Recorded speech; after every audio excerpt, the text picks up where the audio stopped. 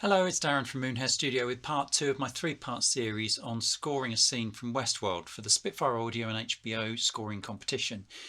Today I'm going to have a look at time signatures and also the tempo track, just to show you what a powerful tool this is in Cubase or your DAW to lock your music exactly to points in the video sequence. So let's dive in.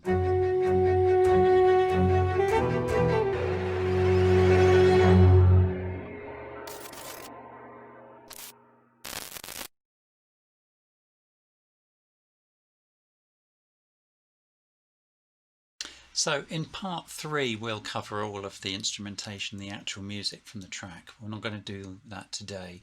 If you watched the previous episode, you will have seen how to set up this template up here with the signature tempo tracks, the markers in your video, and how to split the screen to enable you to reveal or hide those as you wish. So have a look at that if you don't know how to do this. Now, music really doesn't fit well with the video medium straight off the bat. We're used to composing in bars and beats. We're used to time signature changes, but we're not used to wildly fluctuating differences in where we've got to get from one piece of music to another. And with video, you will be looking at the action on screen, and it just doesn't always fit exactly with the way that you would normally write a piece of music. So we've got to have some way that we can get our music into this rather fluid structure that we see on screen. And as you can see, my time signatures are differing all the way along, and you can see the list down here of those time signatures, like tempos, lots of different tempos all the way through. Now in Cubase, the time signature that comes up in Inspector has got this pattern editor built into it. If you just double click, you can actually make your own click patterns up. So for my 11/4 sections, and bear with me on this, I know some of you will be screaming, why didn't you just do 6/4, 5/4, 6/4, 5/4? This just worked for me. I kind of based it on some music by Mike Oldfield off the Incantation album on side 1. It's got this lovely sort of slightly off-kilter rhythm, which I thought would fit really well with the car chase. Music's nothing like the Oldfield, but this is where I got the idea from. So if I play that, you can hear this 11/4 click. And if you wanted to, you could put in different beats in that, and you can also click beats off or just have them at whatever volume you want. So it's a very powerful little tool off the fly if you've got a time signature and you're not really happy with the way that the click track is working for you. So I've used different time signatures basically to create different moods, but also on occasions where it's not quite fitting and I need to be able to bridge a gap slightly. I've done some weird things, like I put in a 1/4, a bar of 1/4 is literally just a beat of music, extra music, because it just worked to slide things one way or the other. Likewise, there's a 2/4 there, and you can see in the list, mostly I'm going for 4/4 or this weird sort of 11/4 beat. Right, let's move on to the tempo track and how that's helping us. Right, so how do you use the tempo track? Well, first and most important is you must activate it. If it's not active by clicking this button here, then you won't be able to do anything with it. You won't be able to adjust it at all. So make sure it's active. And then you've got several ways to really edit the tempo track. I mean, the first and most obvious is just to click on it with the pen tool and actually draw in a point, so that will appear over on your list there, and you can manually drag this around if you want, so you can put it wherever you want to adjust the tempo. So that's one way to do it. The other way is just to actually click your point in, but adjust it over here in the list. Find out which bar you're on, so we're on about 86.5, so that's this one here, and then you can just type in there and you can say, right, 145 is what I want.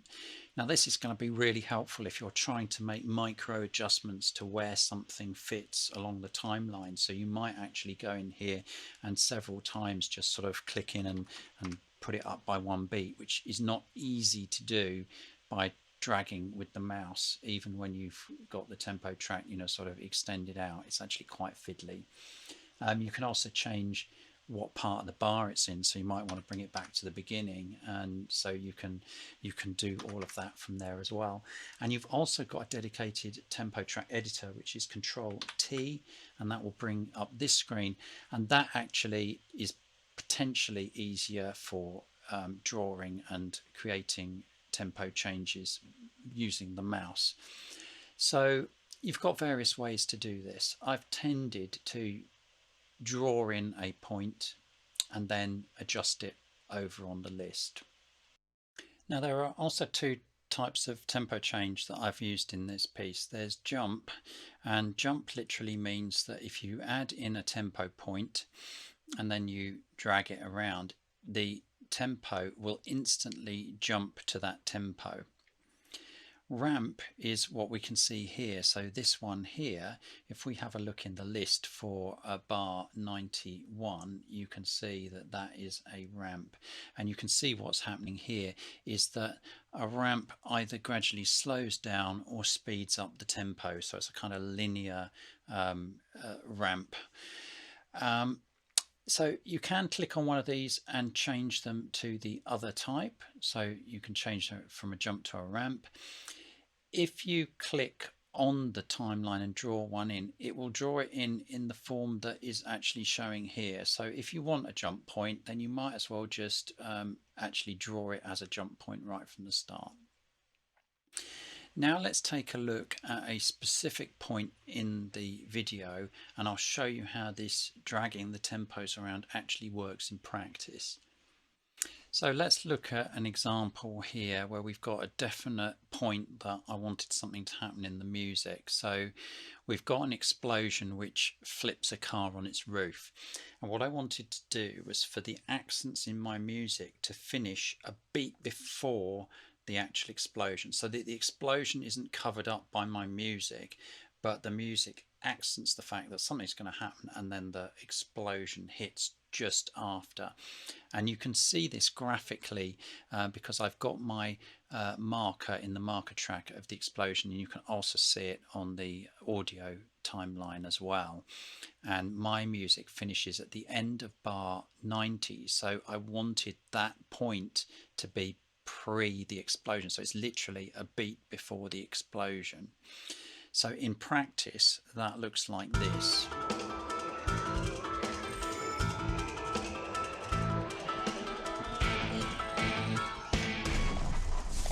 So you can see there that it goes dun dun dun dun dun bang, so the explosion comes afterwards. Now to do that I've achieved it with a quite long ramp here. So from this point time signature is 4/4. We've got all of these bars for the piece to play out, so that's 8 bars, which is, you know, pretty standard for us musicians to work in those sorts of numbers of bars. But if it had been exactly the same tempo all the way through, so let's have a look at the map over here. It started on 153, finished at 160. If it had been 153, for example, all the way through, it brought the explosion actually on my last beat, which was precisely what I didn't want to happen. And if we exaggerate this, if we actually drag this down even further, say the tempo was, you know, sort of down there, which is 135, you can now see how this would badly affect the way that the music works with the explosion. So it's just in totally the wrong place. So this is how you can really use that tempo track to precisely tailor your music to what is going on the screen. It's a very powerful tool, along with your time signatures, to allow you to have the right number of bars leading up to a certain event. So there's just one last thing to reiterate before I leave you today, and that's the marker track must be set to linear time. So that's this clock here. It's possible that you might not have that icon or the musical note icon sitting on your marker track. If you can't see it, check your track control settings and make sure that toggle time base is not under your hidden controls, because that does mean it won't appear on here. So make sure that that's added to your visible controls so that you can see it. Linear time will lock it to the minutes and seconds of the track. So it basically means that your markers will always stay at the same time as the video. So whatever's on screen is in minutes and seconds, and your marker track is in minutes and seconds as well. If you change that to musical time, it will lock to the bar and the beat. And that means if you change your tempo somewhere, the bars and beats will automatically go out of line with the seconds, and suddenly you'll find that your marker track no longer relates to the events on the video that you wanted it to. So it's just a word of warning. Make sure you've got that definitely clicked on the clock so that the marker track is of some use, otherwise it's utterly pointless. Well, thank you very much for listening and getting through to the end. Next time it's going to be the interesting bit, which is the music, some thoughts about how that composition went, and also I'll be looking at some of the instruments just so you can see what I've used, because some really lovely instruments out there. If you want to like and subscribe, great, thank you. I'm always happy to have you along for the ride, but don't feel obliged if you've got loads of other stuff cluttering up your inbox. Just pop in when you can. Thanks a lot. See you on the next one.